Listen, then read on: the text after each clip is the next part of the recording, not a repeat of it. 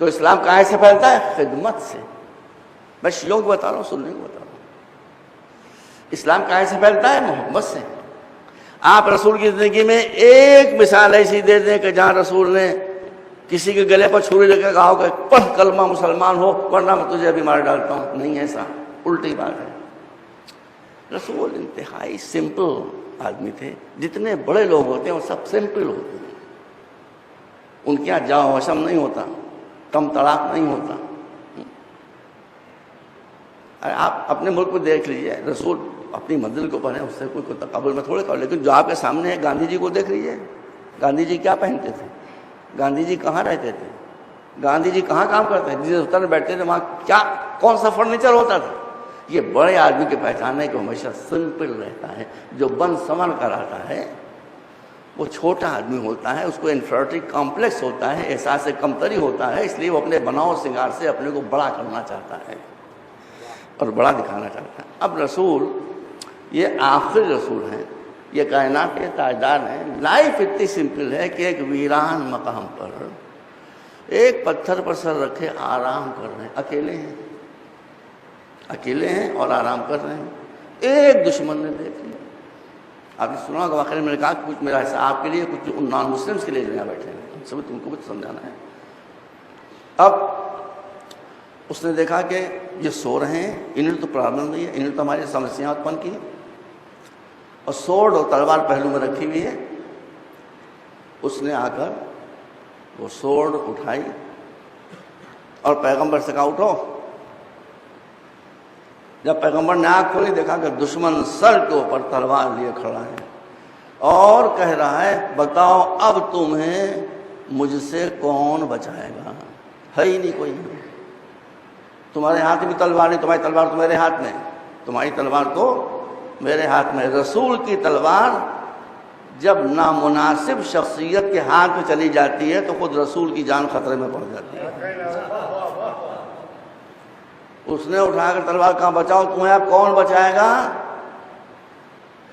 نشان میاں یہ آپ کا ٹاپک ہے منگل کا. تو جب اس نے کہا تمہیں کون بچائے گا, کسی کے سر پر تلوار چمک رہی ہو تو اس کا سکون غائب ہو جاتا ہے, موت نظروں کے سامنے چمکنے لگتی ہے.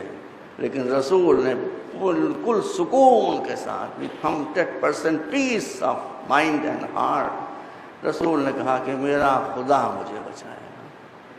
اگر آپ لفظوں کو دیکھیں تو کچھ بھی نہیں, لہجہ وہ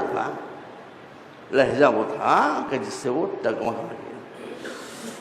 اس نے کہا تو اچھا کہو اپنے خدا سے کہ مجھے بچائے. یہ کہتا وہ پیچھے ہٹنا شروع ہوا کہ تھوڑا پیچھے سے وہ فل فورس کے ساتھ دوڑتا ہوا ہے اور پھر بھرپور وار کرے پیغمبر پر تاکہ بچنے کا کوئی سوال نہ ہو. وہ تلوار توڑتا ہوا پیچھے سڑک لگا, پیچھے جا رہا تھا. اب پیچھے جا رہا تو اس سے کیا خبر, یہ تو مشرک ہے, بے دین ہے, یہ مولا علی تھوڑی کے پیچھے بھی دیکھ رہا ہوں, اس سے کیا خبر پیچھے کیا ہے. پیچھے سرکتا جا رہا ہے. پیچھے ایک بڑا سا پتھر پڑا تھا, اس سے ٹکرایا اور گرا. جھپٹ کر پیغمبر نے تلوار اٹھائی. سنی سنیں اور وہ نہ سنیں تو ہندو سنیں, جو ہمارے بھائی بیٹھے ہیں نان مسلم وہ سنیں. وہ گر پڑا, بے قابو ہو گیا. پیغمبر نے جا کر تلوار اپنے ہاتھ میں لے لی, کہا یہ بتا اب تجھے کون بچائے گا. پیغمبر کو اللہ کی ذات پر ایمان تھا, وہ مشرک تھا, نان مسلم تھا, مگر اس کے باوجود اسے پیغمبر کے کیریکٹر, بیہیویئر اور کردار پر ایمان تھا. یہی اس کے الفاظ شبد ہیں. اس نے کہا کہ آپ کو آپ کے خدا نے بچایا, مجھے آپ کا کرم و شرافت بچا لے گی.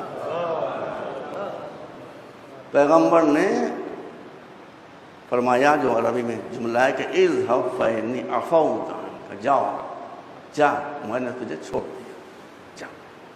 اس نے کہا اب نہیں جاؤں گا.